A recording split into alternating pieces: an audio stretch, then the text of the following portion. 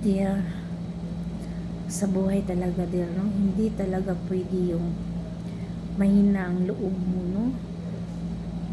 Lalo na kapag masyadong walang pera. Yung yung bulsa niyo sa buhay. Kasi ako noon dear, balak ko sanang mag-abroad dear. Kaya lang mamimiss ko yung asawa ko. Mamimiss ko siya. Yung parang hindi talaga ko makaiwan. Wala pa kaming anak noon. Wala talaga kaming anak. Mamimiss ko. Hindi yan pwede dear sa buhay. Yung miss. Wala tayong karapatan ng harbuli. Wala tayong harbuli. Wala tayong karapatan na kasi siya ay naglalaro.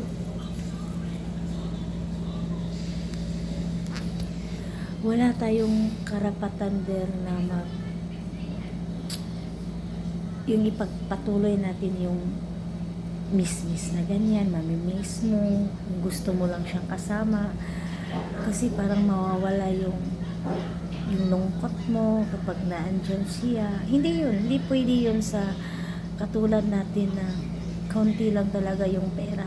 Kasi in reality there, pag ang anak natin magkaroon ng sakit there,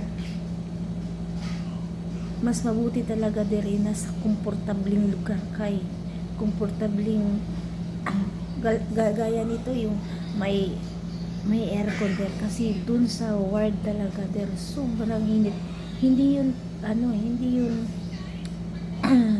OA o plastic. Tayong lahat kailangan talaga yung komportabling lugar there. Hanggat may way at option kayo there, hindi yung manatili na lang kayo sa ayaw niyong umalis kasi kontento na kami sa ganun na pera kontento na ako na makita yung asawa ko mamimiss ko asawa, hindi ko kakayanin. Feeling lang yun. Hindi yun totoo kasi pwede lang yun kapag may choice na lang tayo yung hindi yung madidihado yung anak natin na sa tuwing magkakasakit dun lang tayo sa sa ward. Napakahirap dun. Yung hindi talaga malamig, masyadong mainit talaga dun. Tapos ganyan, mayroon mayroon dito. So yung baho talaga yung baho talaga there is hindi mo talaga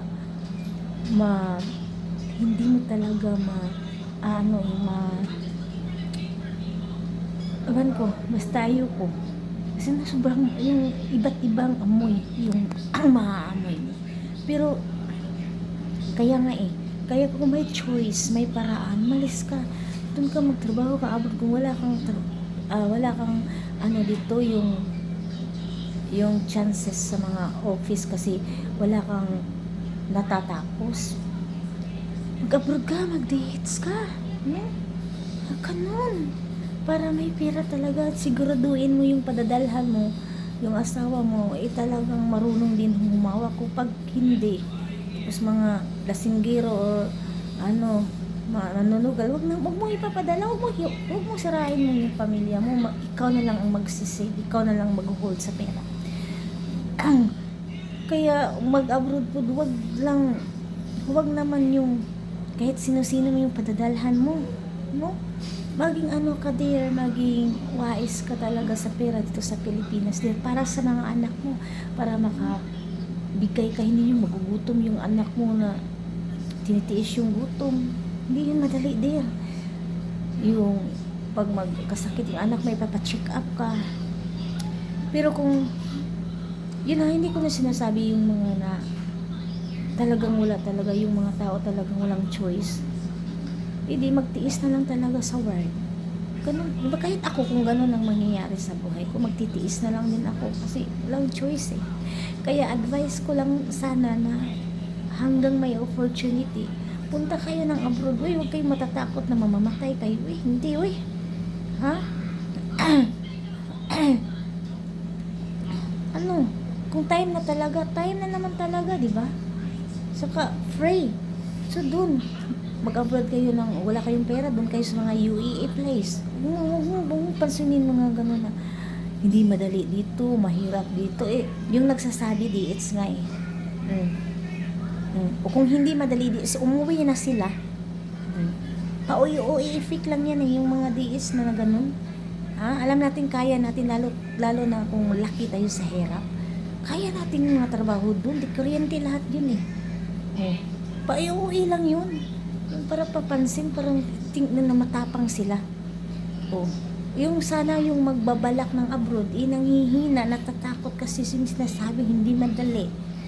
Ipagpapray mo kay God yun, mayroon kang, alam naman ni God eh, pag mapunta ka sa amo na mabait, no? Kung hindi mabait, basta safe ka lang, hindi yung violente. Yung ganito talaga magsapalaran tayo dito sa mundo. No, pumunta ka, mag-abroad ka.